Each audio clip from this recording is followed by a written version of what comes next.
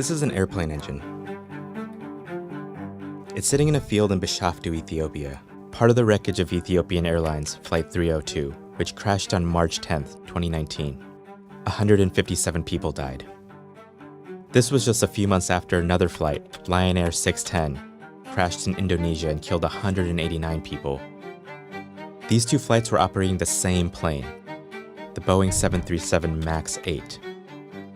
And its engine is the key to understanding why this particular plane has caused so many problems. But there's nothing actually wrong with this engine. In fact, airplane manufacturers raced to put them on their new planes. That's where the problem started.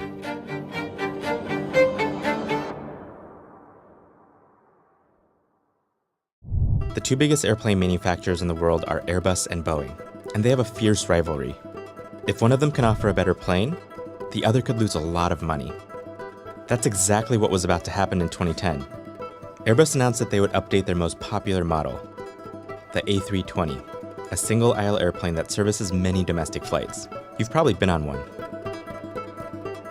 For this new plane, Airbus had a big update. It would have a new kind of engine.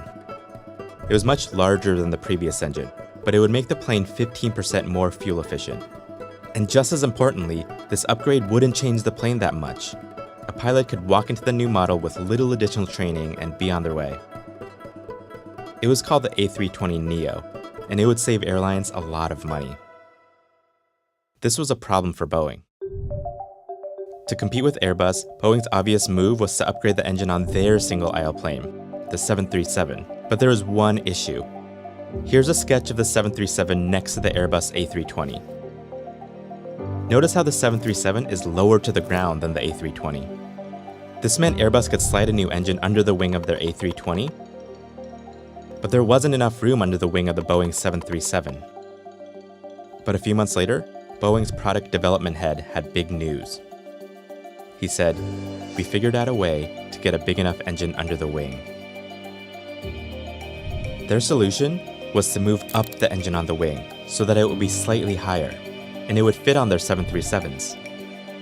Here's a promotional video of that updated 737 in the air. You can actually see that the top of the engine is above the wing. Boeing called this model the 737 MAX. And just like Airbus with the A320, Boeing said that their new plane was so similar to its predecessor that pilots would only need minimal additional training. The 737 MAX became the hottest selling plane on the market. And it helped Boeing keep up with Airbus. Except moving the engine up on the 737 had a side effect. When the 737 MAX was in full thrust, like during takeoff, the nose tended to point too far upward, which could lead to a stall. This was a problem because these planes were supposed to behave exactly like the old ones. So Boeing came up with a workaround. Instead of re-engineering the planes, they installed software that automatically pushed the nose downward if the pilot flew the plane at too high of an angle. They called it the Maneuvering Characteristics Augmentation System, or MCAS. But because Boeing was selling the 737 MAX as pretty much the same plane as the 737, they didn't highlight the new MCAS system. Many pilots only got a 2-hour iPad course before entering the cockpit for the first time. And the training material didn't mention the MCAS software.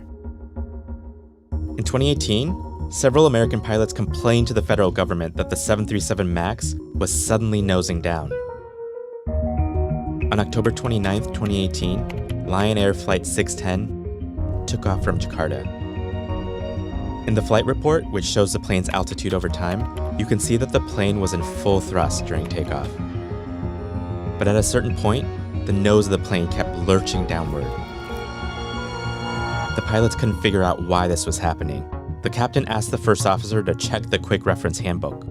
They couldn't find the solution. The pilots continued to fight with the MCAS. The plane struggled to gain altitude. Reports show it was likely because the computer was getting incorrect sensor data, pushing the plane toward the earth below. 12 minutes after takeoff, the plane crashed into the Java Sea.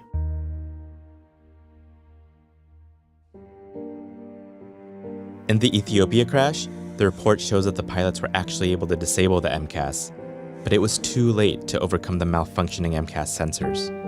For now, Nearly every 737 MAX 8 in service has been grounded, and the Federal Aviation Administration is facing scrutiny over how they rushed this plane through certification. Boeing's response has been to apply a software update that makes the MCAS less aggressive, while also saying they'll increase pilot training on how to turn it off. This problem started with the company's race to compete with its rival. It pushed them to pretend like their new plane behaved exactly like their old one,